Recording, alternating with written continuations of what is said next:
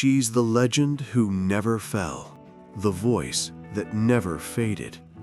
But tonight, even Dolly Parton faces the silence.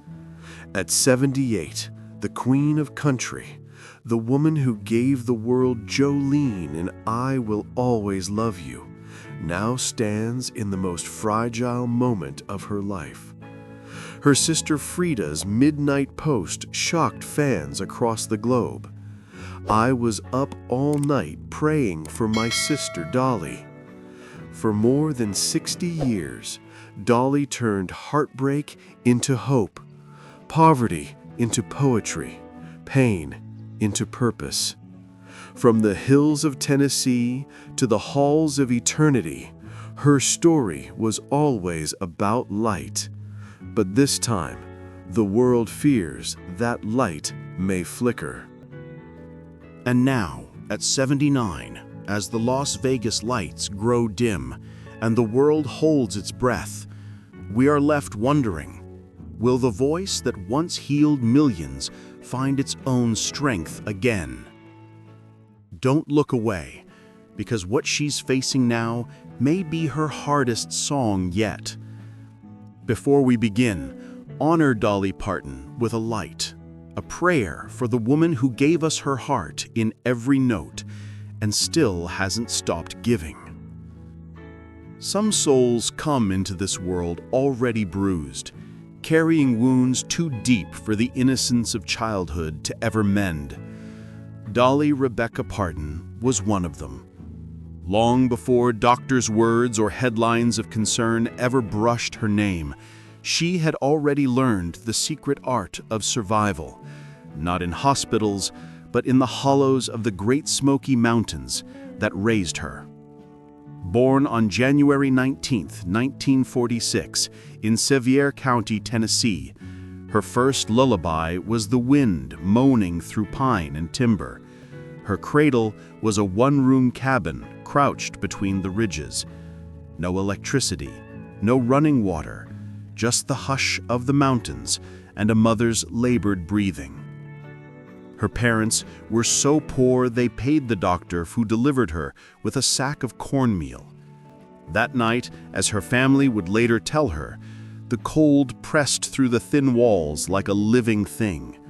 The stars outside burned bright but far away, as if even heaven was keeping its distance.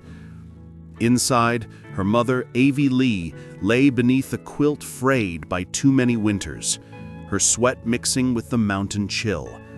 Hope, not fire, was the only warmth they could afford. The Partons weren't merely poor, they wore poverty like a second skin, like weather that never broke, a cold that settled into the bones and stayed.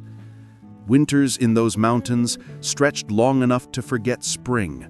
The wind had teeth. It bit through quilts and skin alike, rattling the boards until the whole cabin seemed to shiver. Dolly would wake in the dark when the air itself felt brittle, her breath clouding before her face. 12 children, one blanket. They clung to one another as the night creaked and groaned around them. It was the only warm thing we knew, she would later say, smiling through the ache of memory. Summers offered no mercy, bathes in the river where the water stung like glass, bare feet cut on stone, the smell of wet wood and smoke that lingered in their hair. But those nights of cold and hunger were her first teachers. They taught her how to breathe through pain, how to find rhythm in silence, lessons her body still remembers.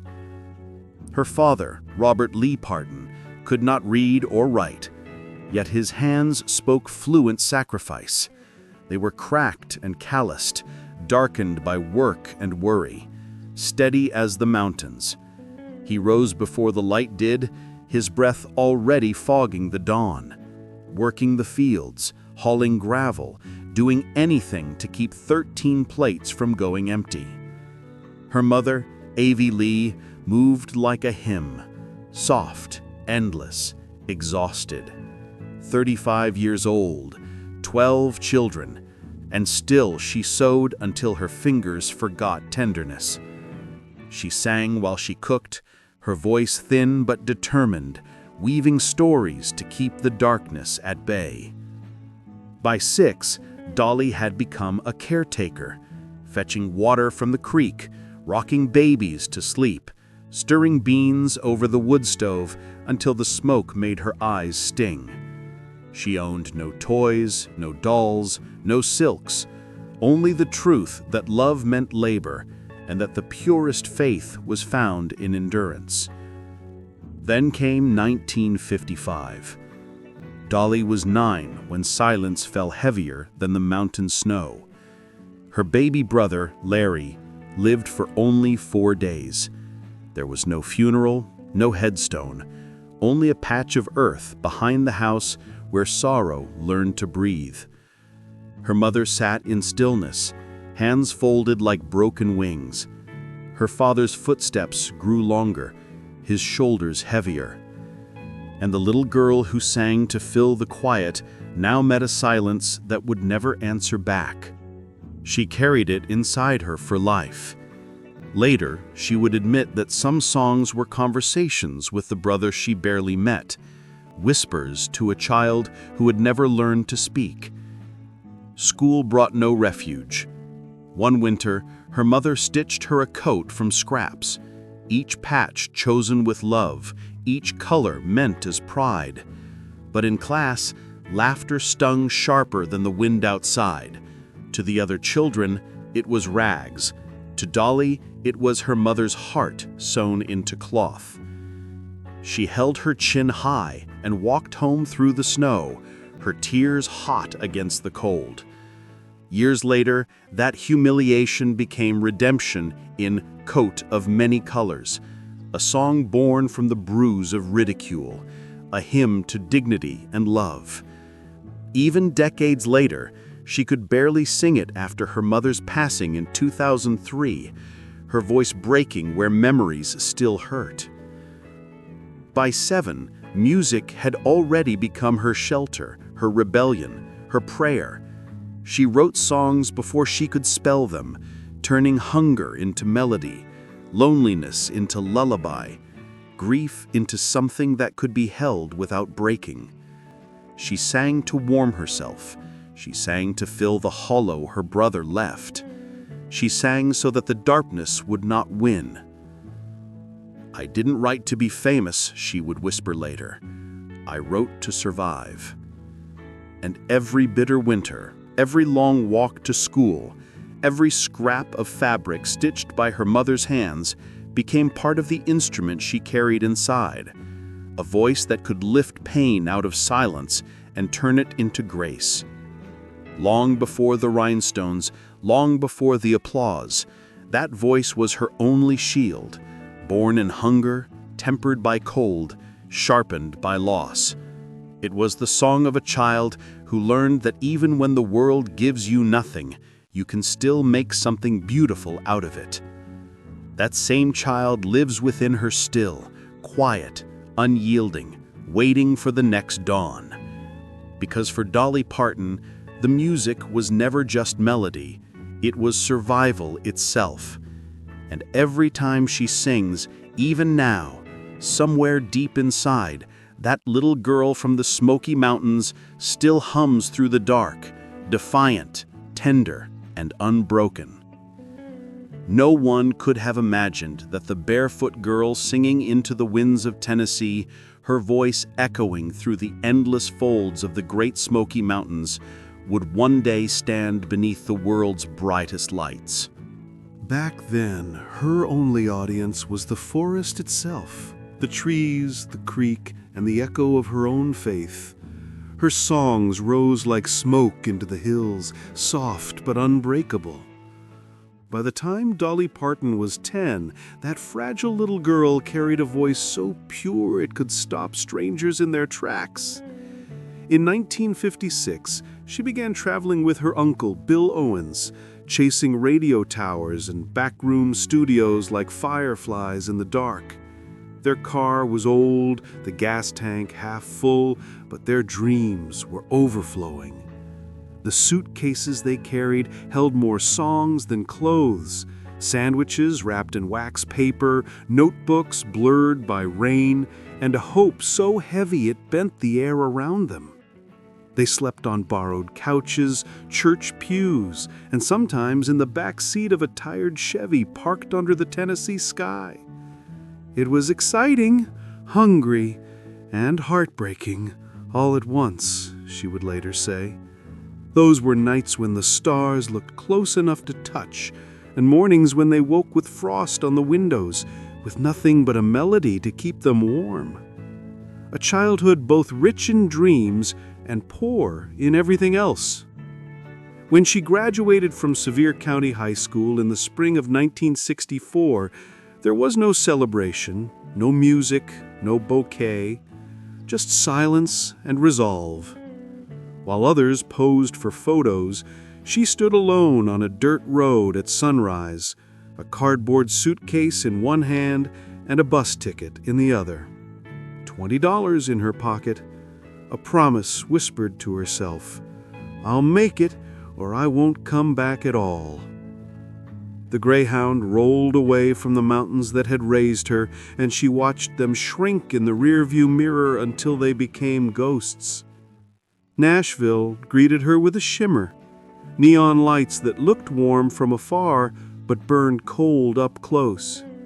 Doors closed, voices mocked her accent. Some called her sweetheart and never called again. At night, in the tiny room she rented by the week, she would stare out the window at the rain-slick streets, listening to the hum of cars she couldn't afford to ride. The silence in that room pressed harder than the mountain cold.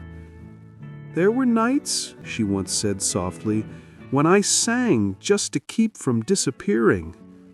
On those nights, she folded her hands and whispered the same prayer her mother had taught her back home. "Keep going, girl. Just keep going."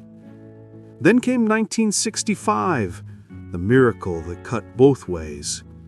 Monument Records offered her a contract, but miracles, she would learn, often come with conditions. They said her voice was too country, too mountain, too much. They wanted her to sound softer, smoother, a girl dipped in sugar instead of smoke. They handed her songs like "Happy, Happy Birthday, Baby" and "What Do You Think About Loving?" and told her to smile wider under the harsh lights of the ETB studio. She sang perfectly, but each note felt like someone else's truth. "I felt like I was wearing someone else's skin," she would later admit. The kind of line that breaks your heart precisely because it's whispered, not shouted. When the singles failed, the phone stopped ringing. The label cooled. But Dolly's fire was not made for dimming. By day, she played in smoky bars where drunks barely looked up from their drinks. By night, she wrote, by candlelight when the power was cut. Her hands cramped, her stomach ached, her voice trembled from exhaustion. But she kept going. "I used to hum just to hear something alive," she'd recall years later. And somewhere in that ache, she found her own sound. Then came 1966, a small song, "Put It Off Until Tomorrow." One she co-wrote with her Uncle Bill, slipped quietly into the world through singer Bill Phillips, and it soared to #1. And just like that, the wind changed direction. Across Music Row, people began asking, "Who's Dolly Parton?" The answer arrived in 1967 with her debut album, Hello, I'm Dolly. It wasn't just an introduction, it was a declaration of self. Those songs weren't fantasies, they were truths carved from hunger and hope, from nights when she sang to the dark because no one else would listen. They spoke of loss, faith, and rebellion, the quiet kind that blooms in women who've learned to stand tall in small rooms. Nashville still underestimated her. Some saw a novelty, some saw a smile. But behind that sweetness was steel. Beneath those sequins lived the same barefoot child who had once sung to the mountains just to survive. "I didn't come all this way to be told who I am," she would later say. And in 1973, she proved it. She wrote her goodbye, not to fame, but to the cage. "I will always love you." It wasn't merely a song, it was a liberation wrapped in grace. A farewell that forgave, a wound turned holy. When she sang it, the world fell still. Because somehow, through her voice, every listener heard their own heartbreak heal. From that moment on, no one could ever keep her in the shadows again. Dolly Parton's climb to the top of country music was never a graceful rise. It was survival, fought not on a battlefield, but beneath blinding stage lights. By 1970, she had carved her own corner on the Porter Wagoner Show, her golden voice flowing into millions of living rooms each week. On screen, she was sunshine, radiant, effortless, flawless. Off screen, she was unraveling. Behind every smile, creative tension tightened its grip.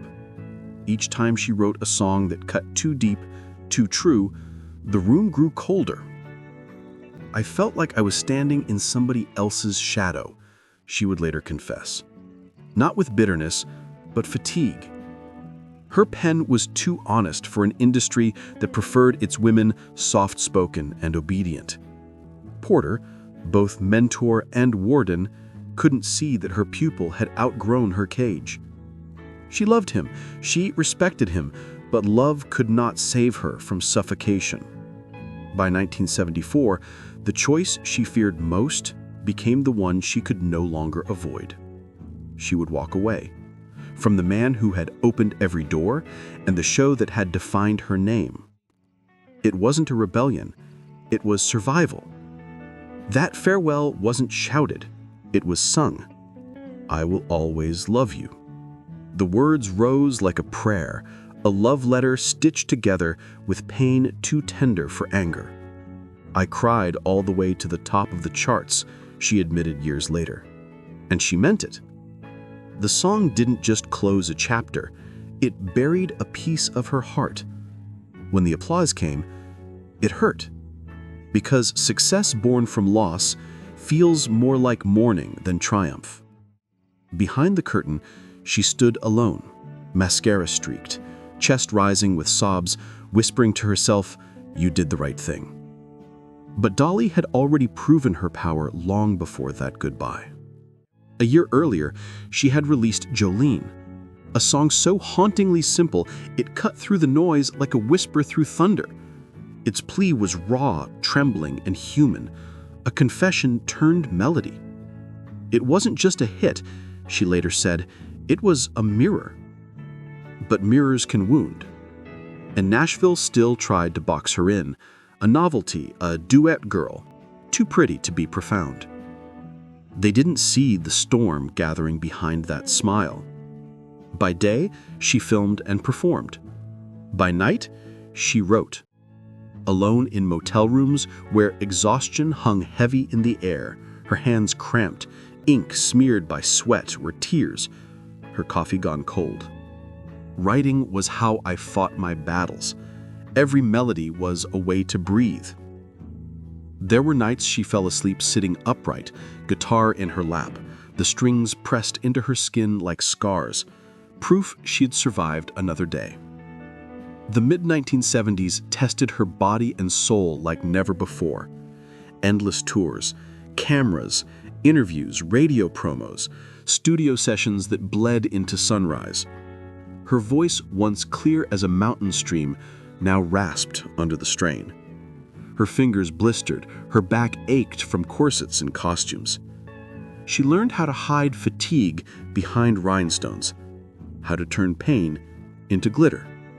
Some nights she'd walk off stage and collapse in the dressing room, her sequins clattering against the tile floor.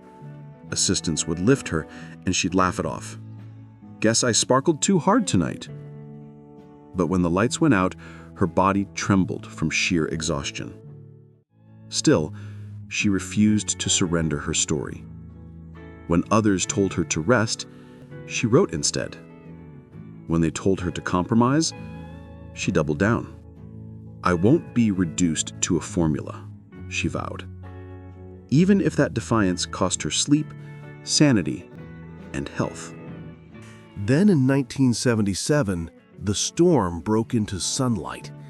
Here You Come Again shattered boundaries, soaring to #1 on the country chart and into the pop top 3. Purists accused her of betrayal. She smiled and answered, "I wasn't leaving country, I was taking it with me." Those words were not just defiance, they were faith. Her body may have been running on fumes, but her spirit had never burned brighter. Then came 1980, 9 to 5. Written in one sleepless night on a film set beside Jane Fonda and Lily Tomlin, it was more than a song. It was a war cry disguised as a melody. A hymn for every woman who had worked herself past the breaking point and kept going anyway. The anthem dominated charts across every genre, and the world cheered.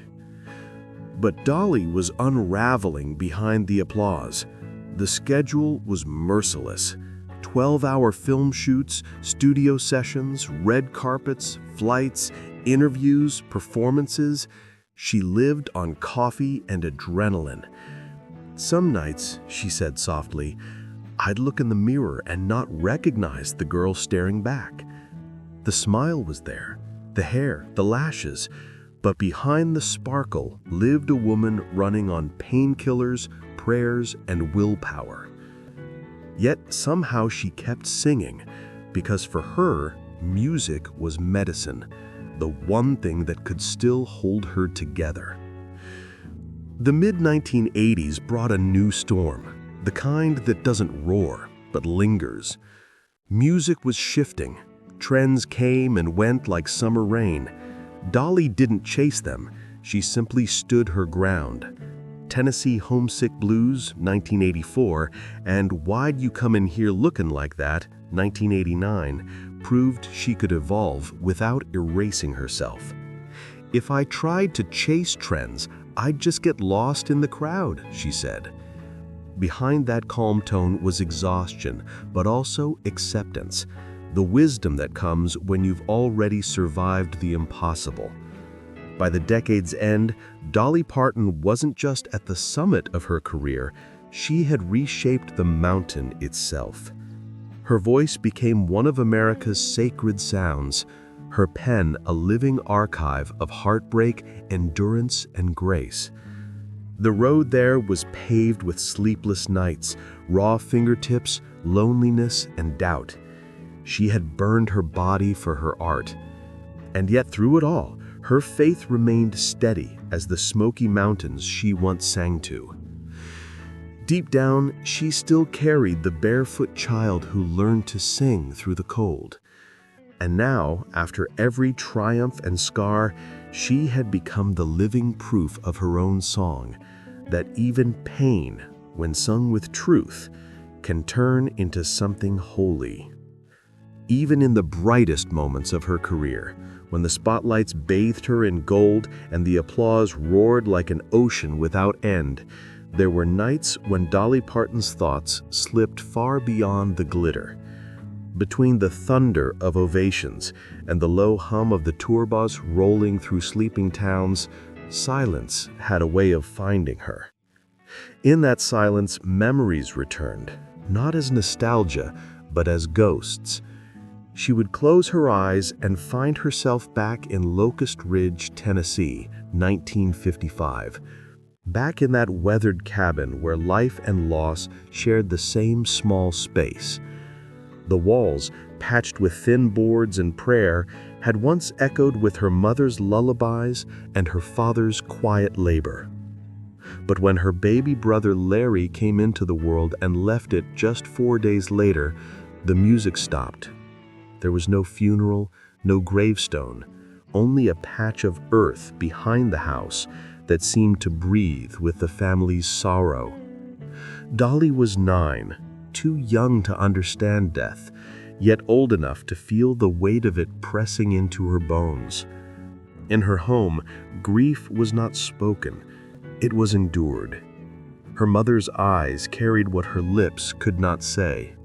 Her father's hands worked longer, harder, as though muscle and sweat might somehow hold back heartbreak. And little Dolly, she listened, she watched. She learned that love, no matter how pure, could be fragile, that life could take something precious without ever explaining why.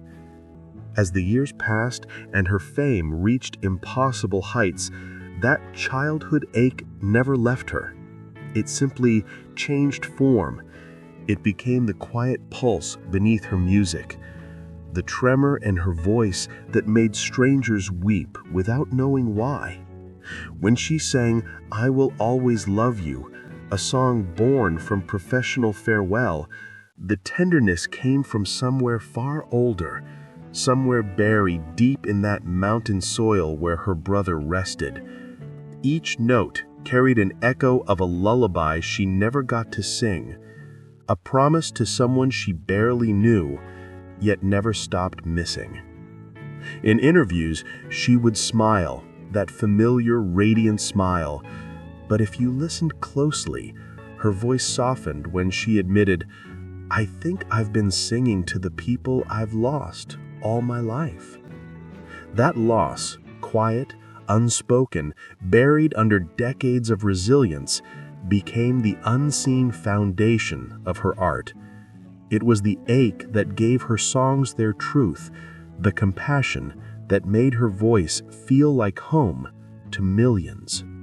Long after the trophies gleamed and the charts surrendered her name, her true triumph was never the applause. It was her ability to turn grief into grace. Each lyric, each melody was a way of giving back what life had taken. She had learned in that small cabin in Locust Ridge that love and loss were twin threads of the same cloth, one tearing, one mending, and that sometimes the most enduring gift we can offer the world is the sound of our own heart breaking beautifully. If Dolly Parton's music has a heartbeat, then its pulse, steady, warm, and eternal, belonged to her mother, Avie Lee Parton. She wasn't merely the woman who brought Dolly into the world. She was the wellspring of her strength, the keeper of her tenderness, and the invisible thread woven through every note Dolly ever sang. Avie Lee was the mountain's voice before Dolly found her own, the hands that turned scarcity into grace and hardship into hymn. And when her mother passed away, something inside Dolly went still. The world saw the same radiant smile, the glittering gowns, the laughter that filled television screens. But behind that light, a silence settled. She would later say it felt as if the sun had set inside her. She kept touring, kept smiling, kept showing up for others, because that's what her mama taught her. But even she admitted that for a long time, it felt like I was just walking through the days, not living them. Avie Lee had been more than a mother. She was a miracle maker from nothing. It was her hands that stitched together the legendary coat of many colors from scraps of fabric and love, patch by patch, prayer by prayer, sewing into it not just cloth, but dignity, pride, and hope. That coat became one of Dolly's most cherished songs, an anthem of resilience that turned childhood humiliation into poetry. But after her mother was gone, the song was no longer just a melody. It was a wound. I'd tried to sing it, she confessed, but I'd just lose it. It wasn't just a song. It was my mama's hands, my mama's voice, my mama's love. Some nights she stood on stage before thousands, her smile shining under the lights. But inside, she was still that little girl, listening for her mama's voice in the dark. Her grief, true to her roots, was quiet. Dolly had been raised in a home where sorrow was carried silently, like a stone in the pocket, always there, never shown. She mourned the way her mother had taught her, privately, deeply, in the spaces between concerts and interviews. Friends recalled finding her backstage, sitting alone, the original coat laid gently across her lap, her fingers tracing its seams like a map leading back to the cabin of her childhood. That coat had once warmed her when winter bit through the thin walls. Now it warmed her heart when the world felt cold.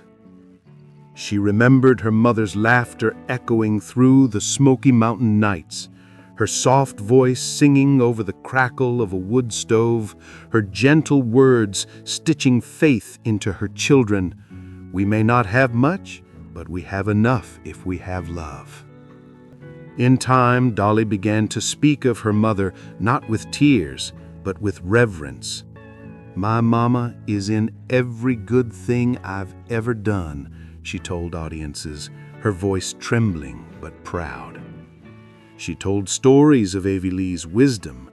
Her songs hummed between chores, the way she could turn a worn apron into comfort, a hymn into healing.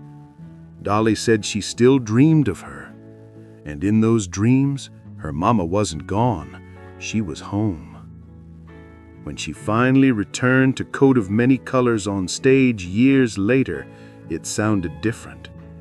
To the audience, it was a story of hope. To Dolly, it was communion.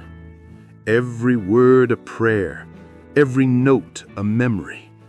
She felt her mother's hands again, guiding the needle through the fabric, mending not just a garment, but her daughter's soul. For all the fame, the lights, the applause, and the endless adoration of millions, this remained the quiet truth at the center of Dolly Parton's heart. The greatest gift she ever received wasn't gold records or standing ovations.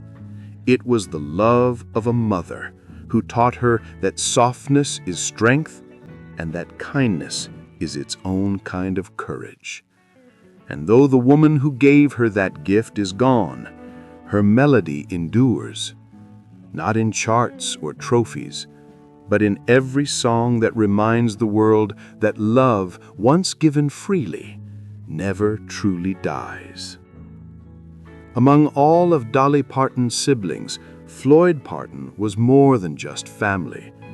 He was her mirror in melody, her quiet twin in creation.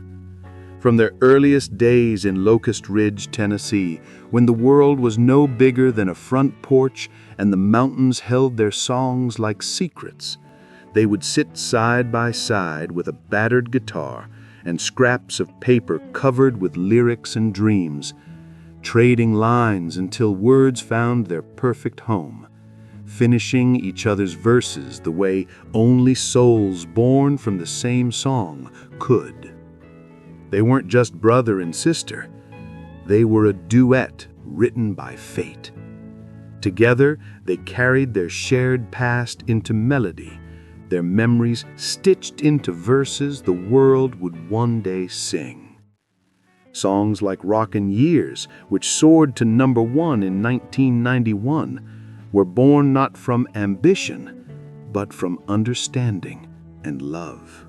Floyd's name appeared quietly in the credits of many of her records, unseen by most. But to Dolly, his presence was everywhere, in her phrasing, in her timing, in the silence between notes. Then, in December 2018, that harmony was broken. Floyd Parton died at the age of 61, and with him, something in Dolly's rhythm fell silent. This loss didn't echo like the others. It was sharper, stranger, a silence she couldn't set to music. "He understood my heart better than most," she once said. "He knew what I meant before I said it." When he was gone, that unspoken language disappeared too. Dolly didn't turn her grief into headlines. There were no televised tributes, no award show montages, just a short family statement and a quiet funeral. No microphones, no spotlights. The Partons gathered not as icons, but as children, mourning one of their own. In the small chapel nestled in the Tennessee hills, they sang "Rockin' Years" one last time. No harmony rehearsed, no accompaniment, only trembling voices rising in the air, breaking and reforming like the mountains themselves were listening. Those who were there said, you could hear the ache in every word. It was the kind of singing that happens only when hearts are breaking in real time. In the months that followed, friends said a shadow seemed to follow Dolly wherever she went. She kept working, writing, recording, smiling for cameras, but her light felt softer, dimmed by absence. Floyd had been more than a collaborator. He was her bridge back to the barefoot girl who once sang to the hills. Losing him was like losing the map that led her home. For a woman who had always turned pain into poetry, this was a wound too deep for melody. Late at night, she would sit alone with her guitar, fingers hovering over the chords they once played together, unable to finish the verse. The chords now felt incomplete, the harmony missing its answer. Yet even in that silence, something sacred remained.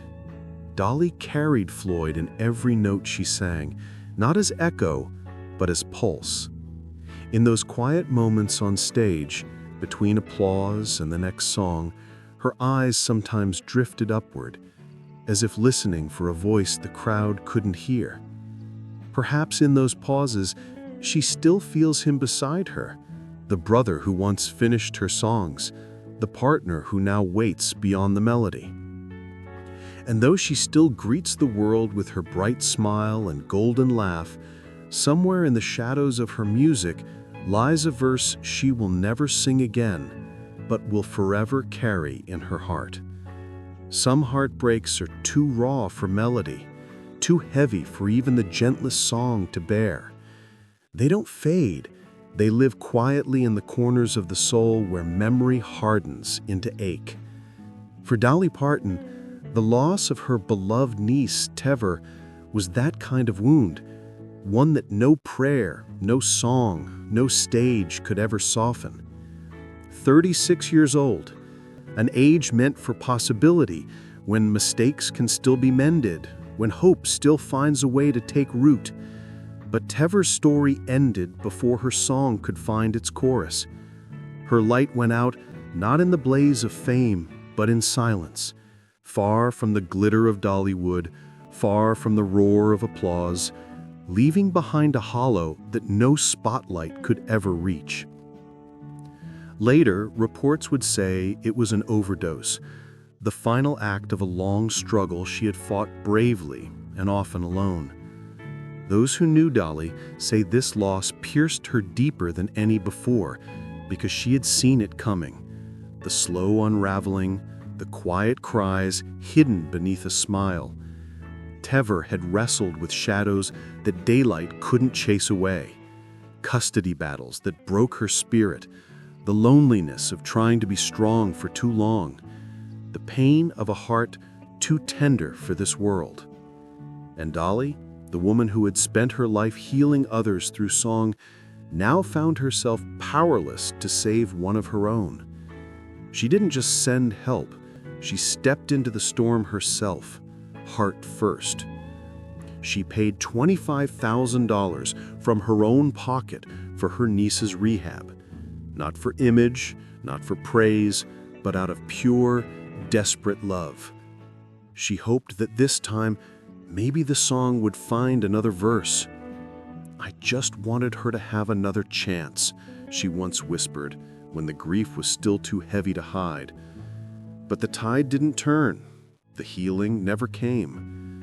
And when the music finally stopped, it was not a dramatic ending. It was quiet, as all real heartbreaks are. When the call came, there were no headlines, no public mourning, just a small, private farewell. A few family members gathered in silence, and a woman who had given joy to the whole world now sat in stillness, her hands trembling around a folded handkerchief. Those close to her say she barely spoke that day. She just stared ahead, as if waiting for her niece to walk through the chapel door. How could a woman who had built schools, fed families, and given books to millions still not find a way to save one life, the one she loved most? That question followed her for months through recording sessions and long drives home. Tever's obituary was short, her life shorter still. But her absence lingered, in the way Dolly's laughter sometimes caught in her throat, in the pauses between her words, in the silence that followed her songs. Friends would later say she often fell quiet mid-sentence, her eyes glistening, as if hearing a melody only she could hear, the one that ended before its time. For Dolly, that grief became a truth she still carries, a lesson carved into the softest part of her heart, that even the kindest hands can't always pull someone back from the edge, and even the purest love cannot always rewrite fate. Her fame, her fortune, her faith, none could shield her from the quiet brutality of loss. But through the ache, she found something sacred. She learned that love's truest form is not in saving, but in staying, in loving even when the song ends. 36 years old, a life that never reached its bridge, a melody that never found its resolution. And sometimes she says softly, the hardest part of living is knowing the music stopped before it ever had the chance to soar. There are dreams so tender, so human, that when life takes them away, it doesn't just break your heart, it quiets your soul. For Dolly Parton, that dream was motherhood, a song she could hum, but would never sing out loud. When she married Carl Dean in 1966, she didn't dream of red carpets or flashing lights. She dreamed of a home that smelled of biscuits in bedtime, of tiny shoes lined by the door, of soft laughter in the next room. She imagined a child's giggle bouncing off the walls of a small Tennessee house, not the roar of an audience, but a single sweet voice calling her by one name, Mama. That picture lived inside her for years, tucked between tour schedules and song lyrics, but in 1982, at 36, life changed its key. A quiet, devastating battle with endometriosis led to surgery that took from her the chance to ever bear a child. When the doctors left and the lights dimmed, she lay still, hands resting over her stomach, realizing she was saying goodbye not just to the idea of motherhood, but to a future she had been building in her heart since she was a girl. She left the hospital carrying more than scars. She carried a silence no medicine could touch. In that silence, every hallway she walked through seemed to echo with lullabies she would never sing. There were no headlines, no cameras, no public mourning, just the hum of the refrigerator in the kitchen, the ticking of a clock in an empty house. Nights stretched long, filled with the kind of stillness that aches. There were no tiny arms around her neck, no giggles tumbling down the hallway, no sleepy voice calling for her in the dark. Only quiet, the kind that follows you from room to room, heavy as grief, sharp as absence. For a woman who had turned every hardship into music, this was the one song she could not finish. But Dolly was never made to stay broken. She gathered the fragments of that mother's heart and turned them outward. She poured her love into her siblings' children, into every young dreamer who needed a voice to believe in. And by 1995, that unspent love had found a new home, the Imagination Library, a gift of books and hope to children she would never meet. "If I couldn't have my own," she said once, "I could help raise everyone's." And she meant it. Through every page, every story, every letter sent to small hands around the world, she stitched back together the dream life had torn apart. Still, the ache never vanished. It lingered quietly, surfacing in the smallest, most human ways. The sight of a baby store window lit late at night, a mother and child sharing ice cream on the sidewalk, a lullaby playing faintly from a passing car. In those moments, she felt that old tenderness stir again, the ache of a love that had nowhere to go. She spoke of it rarely, and when she did, it was not with bitterness but grace. "Some things," she said softly once, "are meant to grow in other ways." And she believed it. That love once meant for one child became the kind that holds the whole world. And yet, when the curtain falls and the lights fade to gold, there are nights when Dolly still feels it, the ghost of a dream brushing past her like a breath. In the quiet, she admits there are songs she's never sung. They live inside her, small and sacred, a lullaby without words, a love without a child, a melody for a baby who is never born but has always been loved. At the height of her fame, when her name shimmered brighter than the rhinestones on her gowns, Dolly Parton seemed untouchable to the world. She was a force of nature, unstoppable, radiant, a woman whose laughter could light up an entire arena. But behind the sequins and smiles, her body was fighting a quiet war. What began as exhaustion soon grew into something far more merciless. Years of endless touring, flashing cameras, and sleepless nights had carved deep into her strength. Every song, every handshake, every dazzling smile came with a cost no one could see. Then came the diagnosis, endometriosis, a cruel reminder that even the brightest stars bleed beneath their glow. It wasn't just an illness, it was betrayal. Her own body, once her greatest instrument, now a battlefield she couldn't escape. Night after night she stood beneath the stage lights, her voice rising through the pain, her knuckles white around the microphone. Fans saw glitter. They never saw the grimace she hid behind that smile. Backstage, she would steady herself, whispering a vow she'd made since the mountains of her childhood. The show must go on. And it always did. But when the crowds left and the lights went dark, she fell silent. The woman who brought light to millions found herself standing in shadows, asking how much longer she could keep going. Yet the war wasn't only in her body, it was in her heart.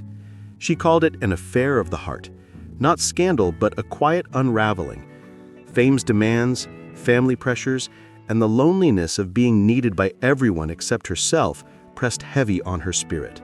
In 1982, her body finally surrendered. Surgery saved her life, but stole something irreplaceable: her dream of motherhood. She woke to a silence no applause could drown out. The nursery she'd imagined would never be filled. The voice that would have called her mama would never be heard. She smiled for cameras, but behind the flashbulbs was a grief without a grave, and a woman trying to make peace with a future she hadn't chosen. Then came the stillness. The exhaustion turned to emptiness. The joy drained from her music. She stopped writing, stopped performing, and for the first time, stopped believing that the light would return. It wasn't sadness, she said later. It was nothingness. A gray space where joy used to live. Her friends saw the change. The spark was gone from her laughter. Her eyes dimmed, her body frail from pain and sleeplessness. She withdrew quietly as the world kept spinning without her. And then came the day that nearly ended everything. Alone in her home, surrounded by the suffocating silence of her thoughts, she felt herself sinking into that gray. And then a sound, the soft padding of paws. Popeye, her little dog, had found her.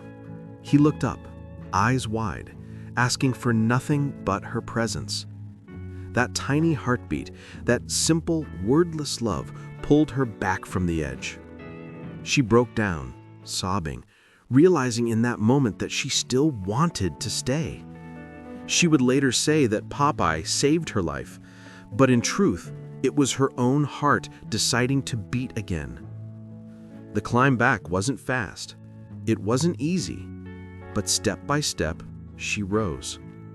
She sought help, turned to faith, and began to write again, not for charts, not for fame, but for survival.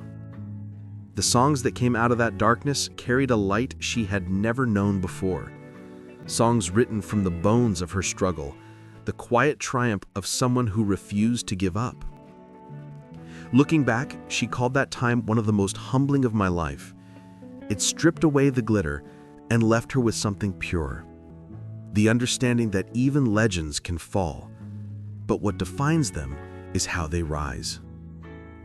Now, when Dolly speaks of those years, her voice softens, but her eyes shine. The pain taught her compassion. The silence taught her to listen. The scars taught her that real strength isn't the absence of pain, it's the courage to live through it and sing anyway. She says healing didn't come all at once. It came in whispers, in faith, in songs that reminded her she was still here. And so she sings on, not just for fame or legacy, but for everyone who's ever felt broken. Because if her story proves anything, it's this: even in the darkest night, a single heartbeat or a single song can be enough to bring you back to life. For decades, Carl Dean was the one person Dolly Parton could truly come home to, the one who loved her not as a legend, not as a brand, but simply as his Dolly. To the world, she was an icon. Sequins, spotlights, songs that crossed oceans. But to him, she was the woman in a faded housecoat, humming in the kitchen at dawn, her hair still undone, her laugh echoing down their quiet hallway. He never called her superstar. He called her baby. In a world that constantly demanded a performance, he was her stillness. When the cameras flashed and the crowds roared, he stayed in the shadows, content to be the silence that steadied her noise. For nearly 60 years, he was her anchor in the storm, her home when the world felt too loud. And then, in 2025, that home fell silent. At 82, Carl slipped away, quietly, in their Nashville house. The same one where they had shared coffee at sunrise and whispered prayers before sleep. There were no flashing lights, no headlines, no stage to stand on. Only the stillness of a room that had lost its heartbeat. That silence cut sharper than grief itself. It wasn't dramatic. It was devastating in its quiet. Friends later said Dolly didn't just lose her husband. She lost the only version of herself that existed before the world took her name and made it golden. In the days that followed, she retreated behind drawn curtains. The phones rang, but she didn't answer. Meals cooled, untouched on the table. For a woman who had built her life on lifting others, she suddenly couldn't lift her own smile, or even her music.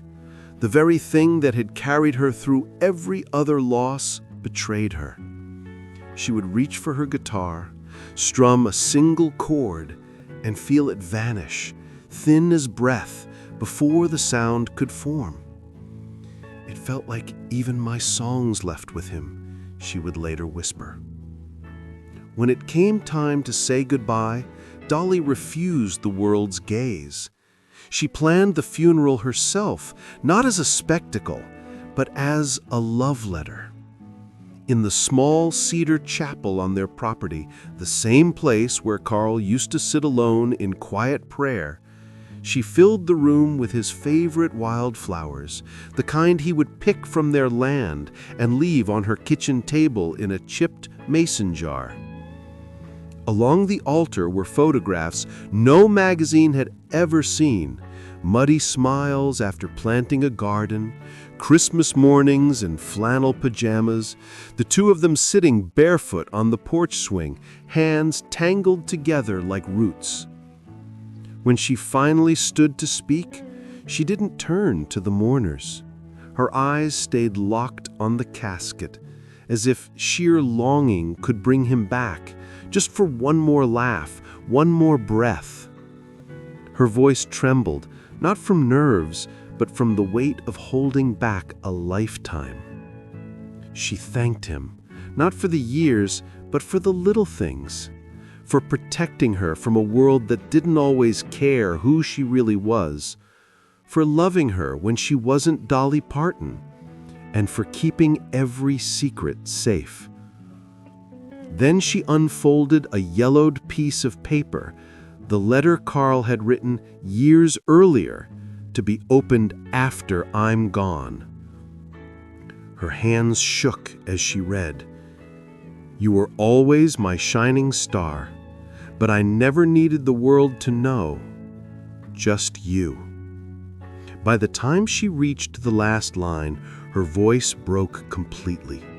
The chapel fell into sacred silence.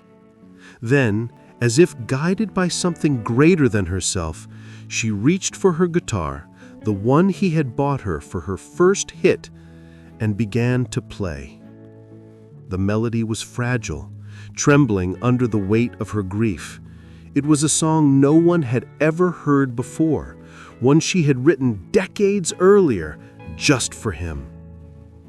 By the final verse, her voice was cracking, her tears falling freely, and every person in that room wept with her, not for the legend they admired, but for the woman they suddenly saw, small, human, heartbroken, brave. When the last note faded, she set the guitar down and stepped away, not toward the guests, but into the silence that now belonged to her.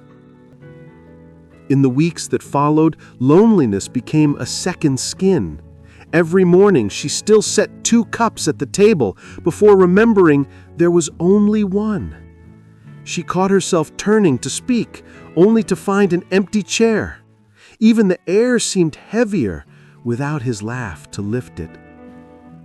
Carl's death wasn't just the loss of a husband. It was the quiet collapse of the only place she had ever belonged without earning it. And now, in the quiet house they built together, Dolly still walks the same halls where his shadow lingers.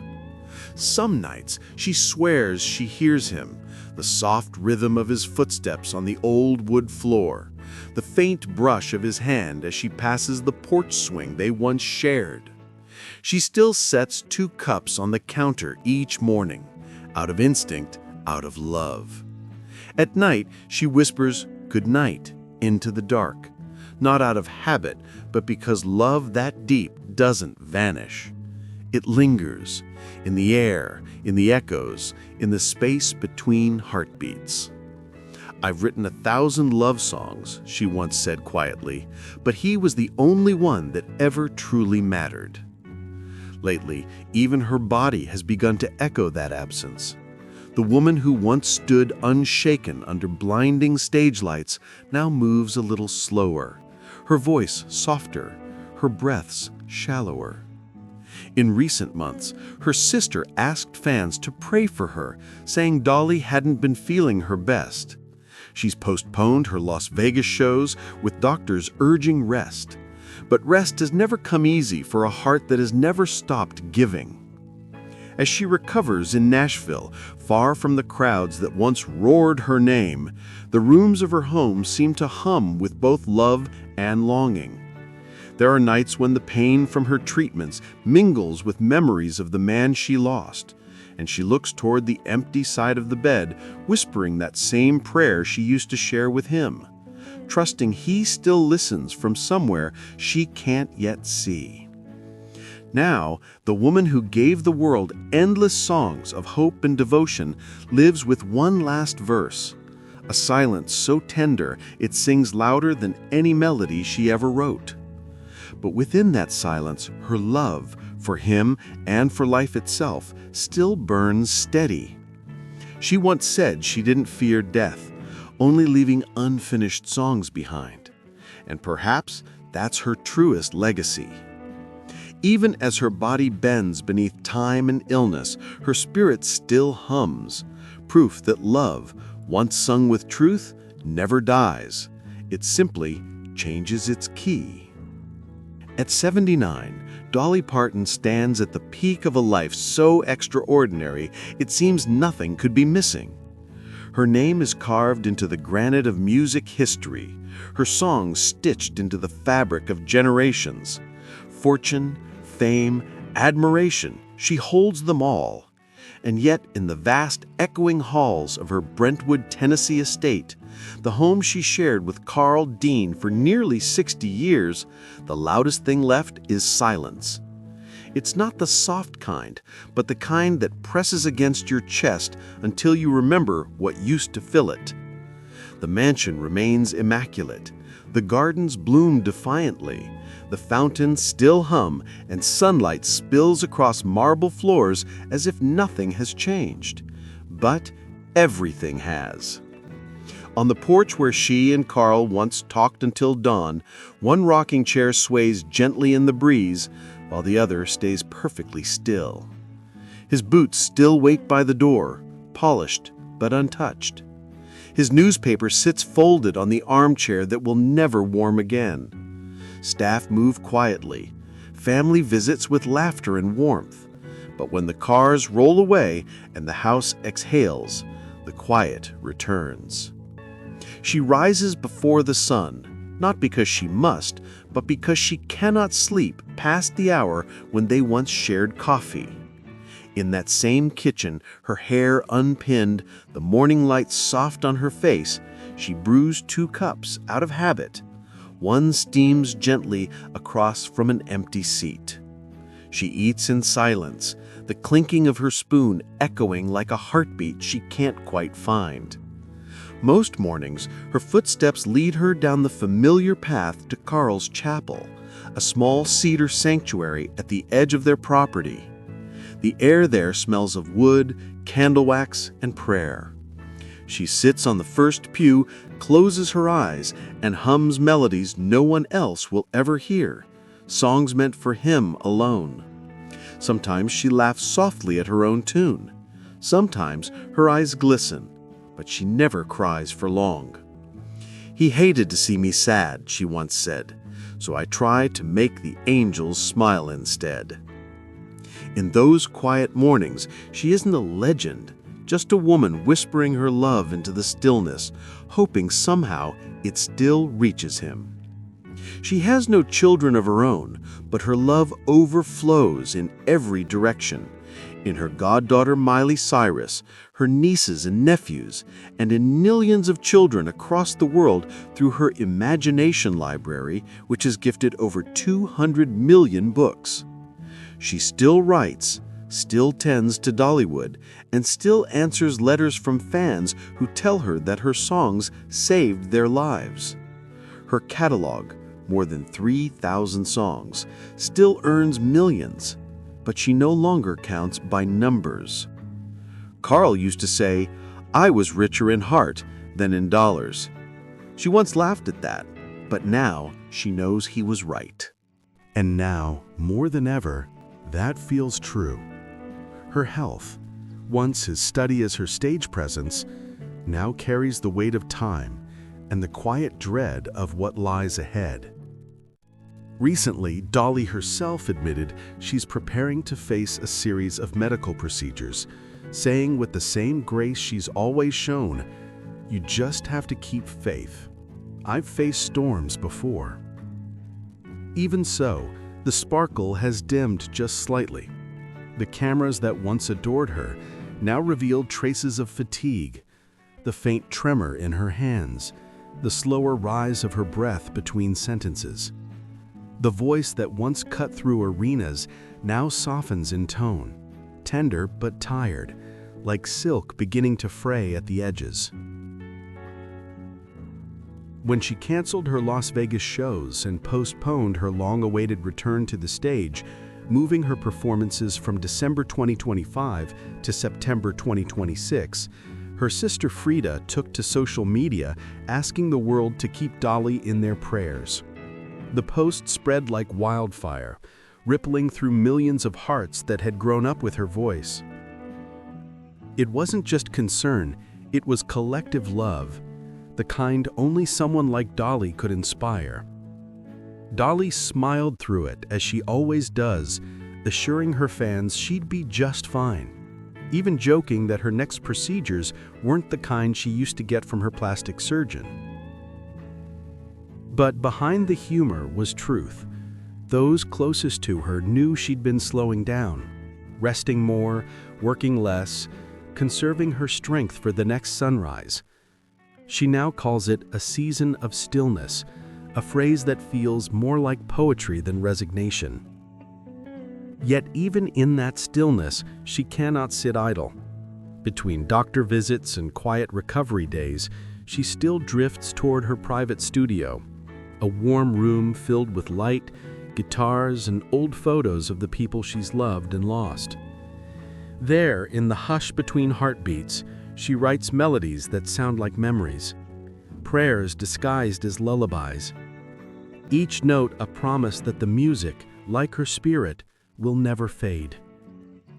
Even as her body slows, her soul keeps time to a rhythm only she can hear, the rhythm of endurance, of faith, of love that refuses to end. There are very few souls whose lives feel larger than the music they create.